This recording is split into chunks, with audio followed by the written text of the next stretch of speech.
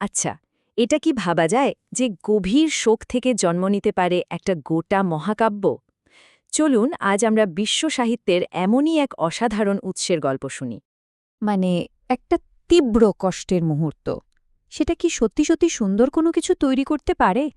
এই প্রশ্নটা নিয়েই কিন্তু আমাদের আজকের আলোচনাটা শুরু হচ্ছে। তো গল্পটা শুরু হচ্ছে তমসার নদীর তীরে এক ঋষির খুব শান্ত স্নিগ্ধ একটা সকালের দৃশ্য দিয়ে। আর ইনি হলেন আমাদের গল্পের প্রধান চরিত্র, ধর্মাত্মা ঋষি বাল্মীকি, একজন পরম জ্ঞানী আর ভীষণ সম্মানিত এক ব্যক্তিত্ব। জায়গাটা ছিল গঙ্গা নদীর খুব কাছেই, তমসা নদীর পবিত্র তীরে, মানে চারিদিকে একটা একেবারে নির্মল শান্ত পরিবেশ। ঋষি বাল্মীকি তার শিষ্য ভরদ্বাজকে বলছেন, দেখো, এই পবিত্র স্থানটা ঠিক যেন একজন গুণী মানুষের মনের মতোই স্বচ্ছ আর নির্মল। এই কথাগুলো শুনলেই তখনকার পরিবেশের পবিত্রতাটা বেশ বোঝা যায়।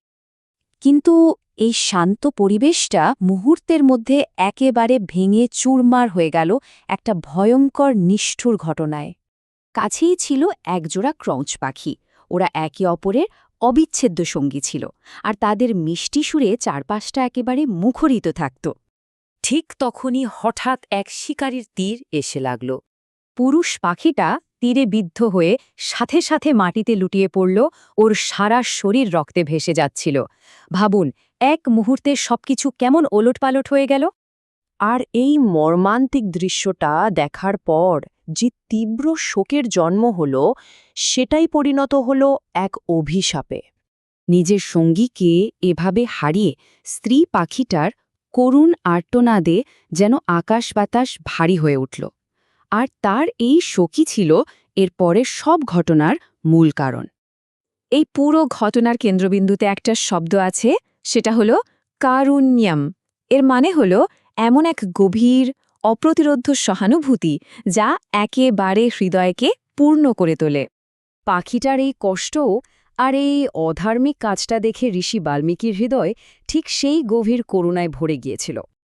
আর ঠিক সেই তীব্র আবেগের মুহূর্তে জন্ম নিল প্রথম শ্লোক। ঋষির মুখ থেকে যেন নিজে থেকেই বেরিয়ে এলো এই কথাগুলো।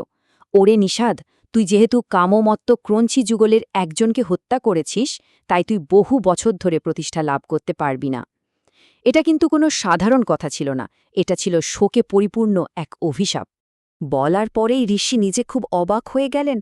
তিনি ভাবতে লাগলেন, এই পাখির দুঃখে কাতর হয়ে আমি কি বলে ফেললাম।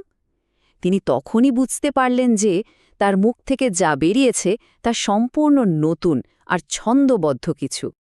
আর এই ঘটনা থেকেই কবিতার এক নতুন রূপের জন্ম হল, যেখানে কিনা শোকই হয়ে উঠল সৃষ্টির প্রধান উৎস। মজার ব্যাপার হল, ঋষি বাল্মীকি নিজেই তার বলা কথাগুলো বিশ্লেষণ করলেন। এর উৎস ছিল শোক। এতে ছিল 4টে চরণ বা পদ। প্রত্যেকটা চরণে ছিল সমান সংখ্যক অক্ষর, আর এটা বাদ্যযন্ত্রের তালের সাথে গাওয়ার জন্য একদম উপযুক্ত ছিল।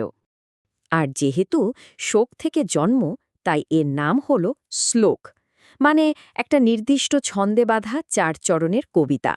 সুতরাং এটা শুধু একটা শ্লোকের জন্ম ছিল না, এটা ছিল একটা সম্পূর্ণ নতুন কাব্যিক ছন্দের জন্ম, যা কিনা পরবর্তীতে মহাকাব্য রামায়ণের ভিত্তি তৈরি করে দিয়েছিল।